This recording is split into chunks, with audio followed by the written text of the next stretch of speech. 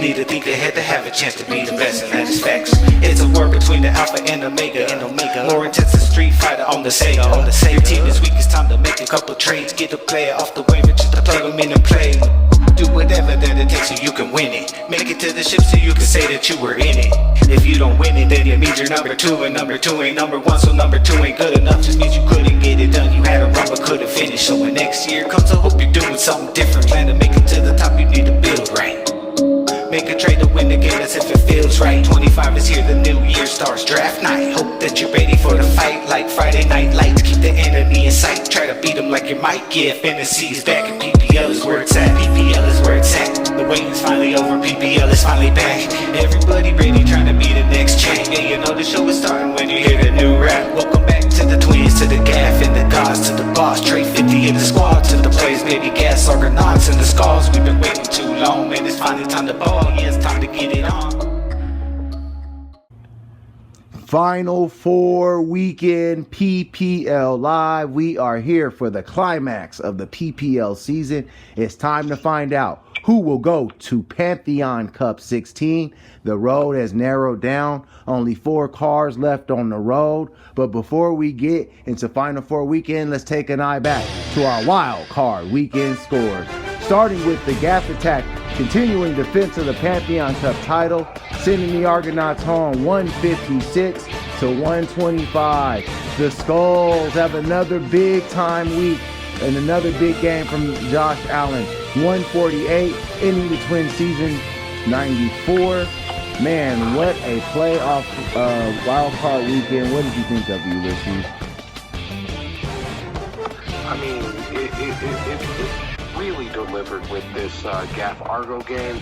And I mean, I really was impressed with what the Gaff did. I mean, you know, we talked about it, Gino. Argo's put up a lot in that last matchup of the regular season. Right. Previewed this.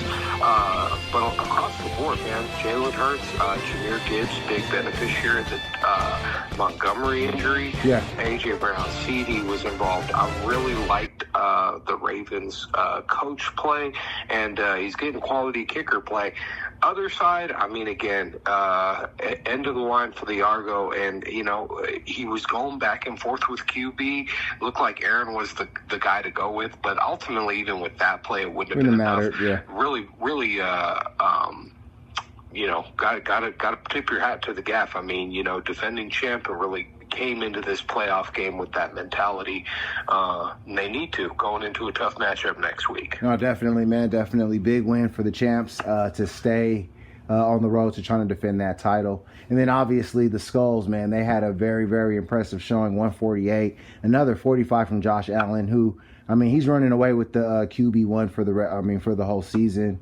And then they got a pedestrian day from Jamar Chase. Kind of makes it scary for whoever they got next. And the Cincinnati defense and Minnesota head coach were also great calls. The Skulls looking in rare form going into Final Four weekend with a big-time matchup and a chance to make their first Pantheon Cup. So good luck to the Skulls in their next matchup. But hey, man, it's not going to take us very long, man. This is a very short and sweet PPL Live. It's time to get into Final Four weekend for some huge matchups. The champs are up. It's time to decide who's going to the Pantheon Cup. And we start in a huge matchup here. Alpha versus Omega. 2 high-scoring teams going to war as Squad underestimated the Alpha Conference champions take on the Skulls. All right, man, the Skulls were the top team to not win their conference. They were the 3 seed. Took care of business with an impressive showing from Josh Allen. And then obviously on the other side, Squad underestimated comes into this matchup. Kind of limping a little bit, man. Should there be room for concern? What do you think it is from Skulls? Squad underestimated. Yeah, I mean, in the previous matchup, Week 7, Skulls handled Squad underestimated. And at that point, I think the Alpha Conference was pretty much wide open. But after that game, Squad really went on a tear. Right. When I look at this matchup, you mentioned it. I would not want to be playing Josh Allen right now, Jamar Chase either. And I think he did a really good job getting that Packers coach against New Orleans. Right. The one weak spot, if I had to point to one on the Skulls, is their running back game. Ramondre and Aaron Jones, have been, decent, but at times inconsistent. Right. Tracy's, had sparks at times. This exact opposite's the case over with Squad, right? Running backs have been their core with Saquon and Alvin Kamara. This is the point of concern, though, with Squad. I don't think Alvin Kamara is going to play in this matchup. Okay. And when I look at his running back depth, because Tony Pollard's also pretty banged up. Right. He's got Alexander Madison. And, again, I don't think that that's necessarily a play that he wants to make.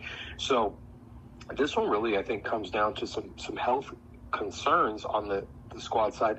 In addition to that, I'll say it, Squad went after CJ very early in the season, in the draft. Yeah. And I don't ultimately think that it was the right call. You're seeing a guy who's, only had 2 games above 20 points all season. True. Very middle of the road quarterback, and just really has not put up the type of numbers that you're usually expecting to see with teams in this position. Right. This team's banged up, and I think they've done really well given that. Christian McCaffrey really not factoring, and Stephon Diggs, another early key to this team. Early on, that was a big check against the Skulls. As I see this one, I think that the Skulls are hitting a stride the last few weeks. They've put up big scores. Definitely, and man. I think that continues. And I think that the Skulls get by Squad and make this an all-Omega final. I've got the Skulls going 140 to Squad's 132. All right, man. This is a very tough matchup to pick, but I think I'm gonna go the other way. I think there's room for Squad Underestimated to find a way to make an upset. Josh Allen, I think he's not gonna go. It's hard to say because he's been doing it, but I don't think New England's gonna command the kind of matchup that's gonna force Josh to go off for 35 to 45 points. I think that this is going to be a game that things will slow down a little bit. They're at home, and I think they'll let the other guys eat a little bit more. Where I am concerned for Squad Underestimated is the quarterback position. You're right. They got C.J. Stroud at Kansas City. That game could turn into a game that gets high scoring, and C.J. could do some good things because he's got good players, and he's got a lot of talent. It's just not matching up for him right now. And Kansas City's been pretty middle of the road. Save for last week against Jameis Winston.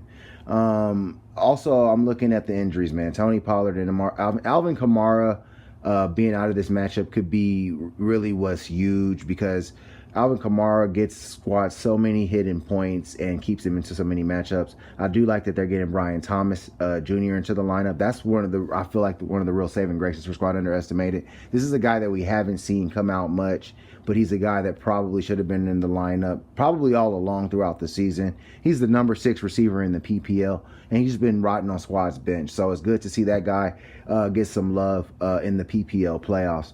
Now on the Skull side, man, I'm with you. The running game hasn't been all that great, but Aaron Jones just seems to find a way to continue to be somewhat productive. Had a solid game the last couple of weeks, and those are the 2 weeks that the Skulls did big things. Had 15 in his 200-point showing, and had another 17 in Wild Card Weekend. So Aaron Jones is giving them enough running back love to keep them afloat. And I thought the Tyrone Tracy Jr. play was solid, but I think that they may need to go away from that just looking at how the season's going in New York.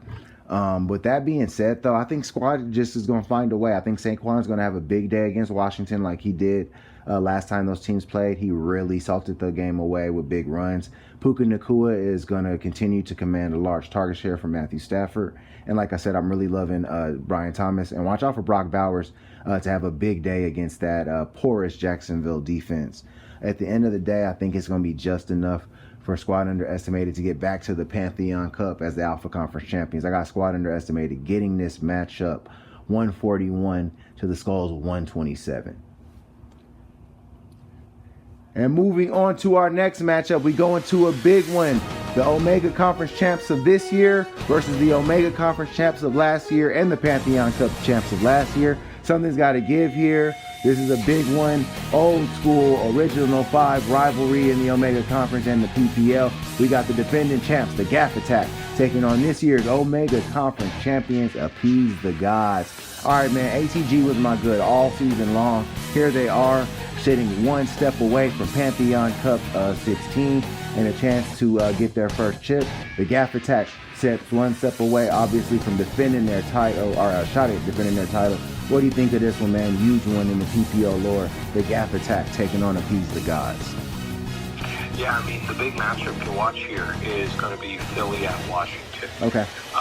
The Gaff's got Jalen Hurts and A.J. Brown taking on Brian Robinson Jr. and Terry McLaurin. Okay. This matchup really, both teams are projecting really tight in both previous matchups. Appease the Gods pretty much had their way with the Gaff. And so I certainly know that he's got... this one circled. He wants to get that revenge win here, and again, be able to defend his title. He's got several things working for him. Jalen Hurts and company, went to Pittsburgh and really put it on them. Right. A team that has not put up a lot of scoring, perhaps giving Baltimore and Lamar Jackson a little bit of a roadmap. We'll see if that pans out. But the big factor that I think helps the Gaff is the David Montgomery injury to Appease the Gods. Yeah, huge. Jahmyr Gibbs, he should see a greater share. The last time Gibbs played Chicago, he did not have a great game. No, he did not. We'll see what that looks like in this new look. Chuba Hubbard, again, I think he's decent enough. The big question for the Gaff really is this, is the injury designations to CeeDee Lamb, Zach Ertz, and Bucky Irving. As we're doing this show, right? None of them practiced on Wednesday. Mm-hmm. Some of this could be precautionary going into the back half of the season, but I mean, certainly some of this is just guys are banged up. I mean, Zach Ertz got a absolutely. I think the Bills D against New England's good, but ATG's got the Bills coach. Ravens coach against Pittsburgh. Lamar has traditionally struggled against Pittsburgh. Right. This could play against both of these guys, but certainly that Ravens coach, I believe, is a lot riskier than the Bills coach. ATG, I mean, Bijan Robinson has a very appealing matchup against the New York Giants. Yeah. And he's shown that pretty much any way that team's going to play, they're going to go through him. We'll see with Penix taking the reins this week, really how that looks. But, I mean, if Penix has been watching how Kirk Cousins has utilized Bijan Robinson, I expect that to only continue. Okay. DJ Moore actually got involved in a little bit of the Chicago run game. He's still by far the number one in Chicago. Caleb and company played pretty close against Detroit, and I expect DJ Moore to factor there. Okay. New waiver wire pickup. ATG's trying to play the hot hand with Brent Strange at tight end. Cade Otton's been a little slow, and he's battling a knee injury. Ever since Mike Evans has come back, the Bucs have just really shifted their pass game in that direction. Right. I like Courtland Sutton and the Broncos D. I mean, the Chargers did not impress me with Baker Mayfield and company. Absolutely not. I think that this is going to be a very close matchup, unlike the previous two, but I think that Appease the Gods has just enough to get this one. I've got them winning this matchup 135 to the Gaffs 133. All right, man. I'm going to go the other way, man. I think that the Gaff, they really stepped up their scoring. I think that 156 from them was one of their highest scores of the entire season. And they got it at the time that they definitely needed it. I think Jahmyr Gibbs getting the lion's share, no pun intended, of the carries now that David Montgomery is out is going to be something that swings this matchup huge. If David Montgomery was playing on ATG side, that would have been a check on Jahmyr Gibbs. He now goes unchecked in this matchup. Jalen Hurts and A.J. Brown are trying to gaslight everybody, but those guys' connection looks stronger than ever against Pittsburgh, and I expect that to continue against Washington. I am with you about CeeDee Lamb and Bucky Irving. Not sure about how healthy those guys are, or DK Metcalf and Kenneth Walker. So this pick could come back to bite me. But at the end of the day, there's a lot to like on the Gaff Attack side. I don't really agree with the head coach. I don't understand going against Pittsburgh, a team that beat Baltimore already this season, and a team that they traditionally struggled against when there's probably better matchups out there. But on the ATG side, it is what I said. I don't really like that Lamar Jackson is playing Pittsburgh. It is a home game, and he has been pretty matchup proof. But if there is a matchup that he's going to have a tougher time with, it's going to be a Pittsburgh team that has a very good formula against him. Bijan Robinson gets a juicy matchup, but I do not like Robinson Jr. or McLaurin's matchup against that Philadelphia defense. DJ Moore, they'll be chasing points, so he should be able to get something. And the strange play just seems like a strange play. We'll see how it goes for ATG. At the end of the day, I don't know if it's going to be good enough for my good. I think that the Gaff Attack gets a shot at defending their title. I got the Gaff Attack winning this matchup 129 to ATG's 122. Alrighty, PPLers, stay tuned for Pantheon Cup 16 preview next week. Gino the Gent here with my man Ulysses S. Haight signing off for PPL Live. Good luck to the final 4 teams. Have a great weekend, and may the odds be ever in your favor.